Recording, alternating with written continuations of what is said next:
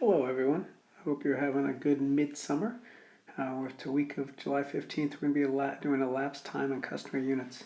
The customer units is obviously pretty key for you guys to have that little table, so you can remember that there's 5,280 feet in a mile, there's 3 feet in a yard, there's 12 inches in a foot, there's 4 quarts in a gallon, where you can remember your gallon man too.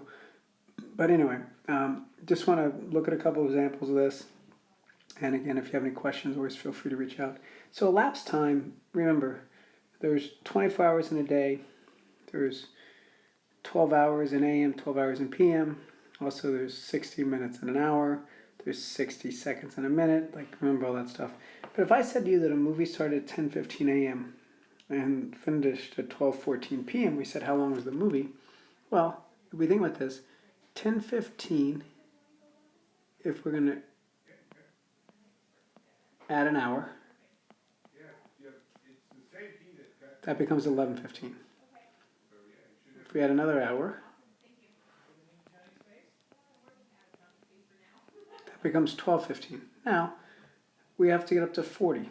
So, if we did 30 minutes, that'd get us to 45. That's too far. So we think, well, okay, well, if we had 25 minutes, so then we're at a place where we get to 12:40.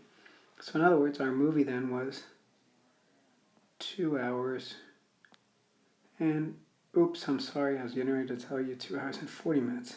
How about if I go back and look at my own notes and say it was 2 hours and 25 minutes. So then our movie must have been that long.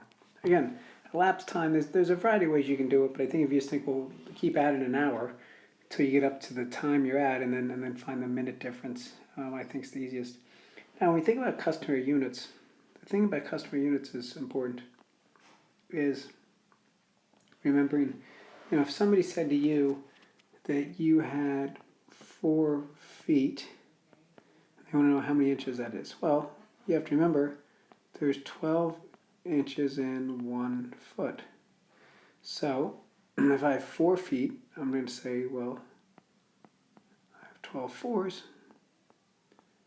So my answer would be 48. So just a matter of thinking, if it's feet, which are bigger than inches, that you're going to have to multiply. But if I went the other way, what if somebody told you had 60 inches? They said, how many feet is that? We got to remember, because feet is less, right now there's division. So you'd actually be saying 60 divided by 12.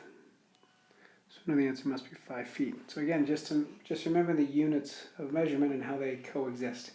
Okay, again, if you have any questions, please reach out and ask. If not, enjoy. Thank you.